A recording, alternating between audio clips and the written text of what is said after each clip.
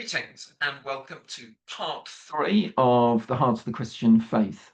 The story so far is we have found that there are some things we sense to be true, and we find the Bible to be a book that we and others sense to be true in a profound way, truth with a capital T. And we are invited in this Bible story to act as though the things that we sense to be true act as though they are true and see where that takes us. Week two, we have a sense of God being what or whoever we treat as this a being of supreme importance. And then love is the nature of the person who is in fact God. And love being that action that is for someone, that sense of being that is for someone, that is creative. Grace is actions towards the beloved, and looks like generosity is of the very nature of love. Today we turn on more negatively to evil, suffering, and justice. What is evil? Again, rather like truth, it is something that we sense is not loving. That is the definition. And the Bible doesn't come up with definitions, succinct ones, of what evil is, other than many Bible verses imply that it is just what is not good, what is not of God. Psalm 34, don't be wise in your own eyes, but fear the Lord, turn away from evil. Evil, doing that which is not good, that which is not loving, seems to be an endemic human weakness. In Romans 7:19, Paul says, I don't do the good I want to do, but the evil I do not want to do, this I keep doing.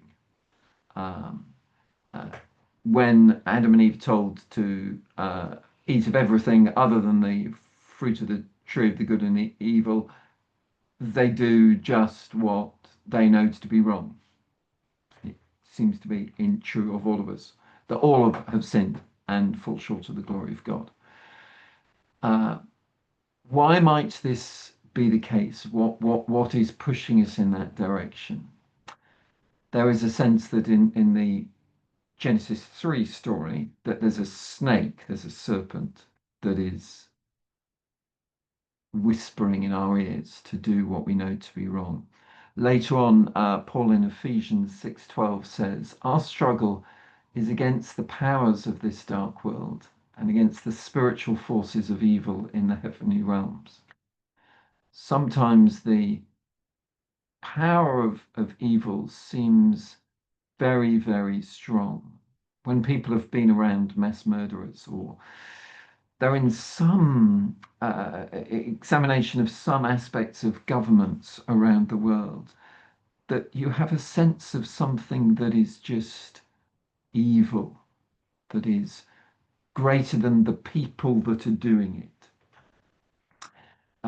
So we have evil in the world. One of the impacts of evil is the second topic tonight of suffering. It's fairly obvious that where there is mass murder, where there is slavery, where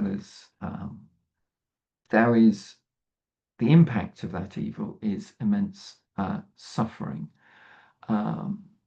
Just on a whole number of levels, physical suffering, social suffering, economic suffering across the board. Notice that the impacts of both love and evil are probably in the first place on other people, but also on the person that is doing the loving or doing the evil. That is the nature of interactions between human beings. Is that when we love, somebody else benefits. When we do evil, somebody else suffers.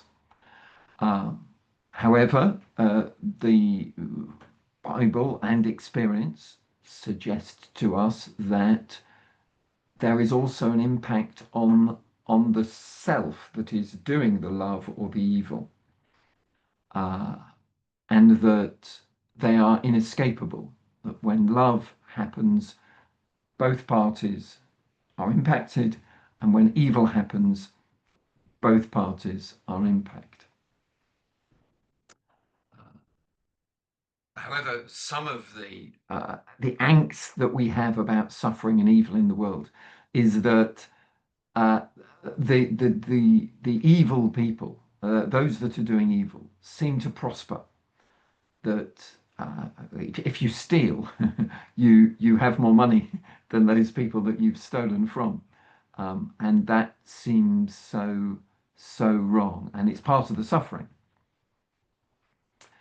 Just in terms of suffering and the impacts of evil, uh, death, and seems to me that disease seem to be a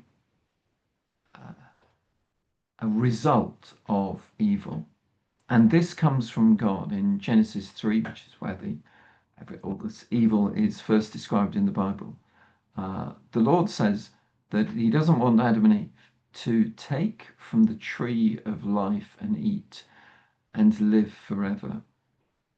And some people have, and I'm one of them, have reflected on this and have said that with all of the evils that there are in the world, to live forever would be intolerable, because it's bad enough living till 70 and 10, or possibly 100, or possibly 110.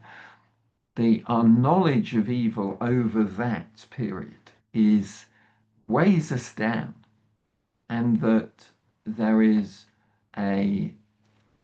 seems to me, almost, given the evil in the world, a kindness that we don't have to endure it for any longer. However, that then brings with us the suffering that is to do with our bodies conking out after 70 and 10, or a bit longer.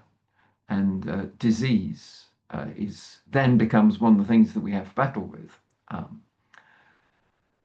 And that is just the way life is. Third aspect of what Christians believe, and it seems to me that what most people believe, is that there's a desire for justice. And some of the Old Testament is it's a description of how one might, in an ordered society, make sure that punishment and protection and care are done in an equitable way.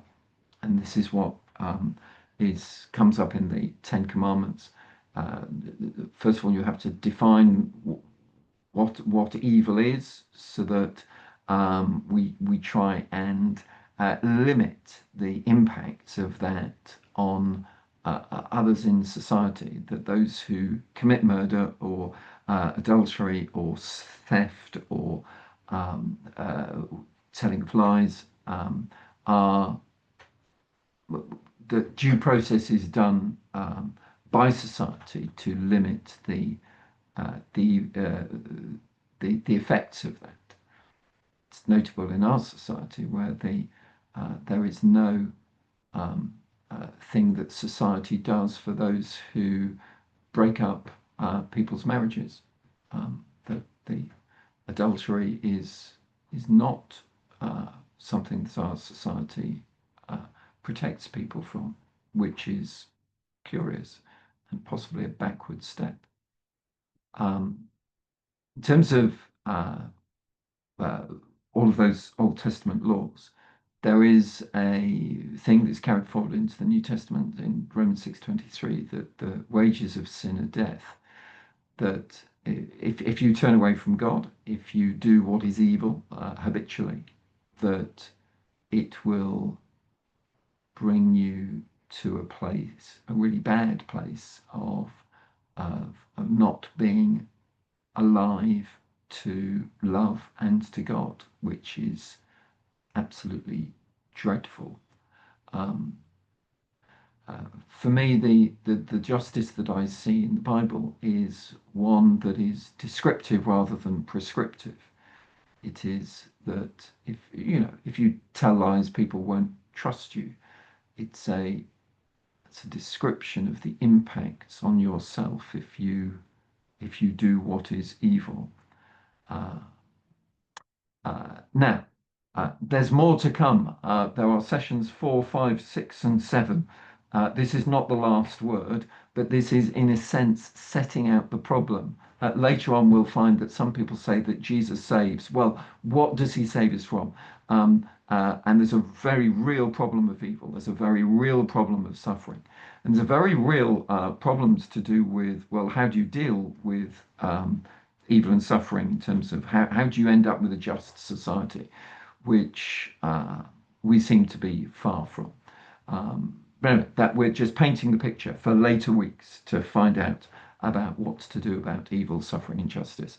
God bless you as you think and discuss these important issues.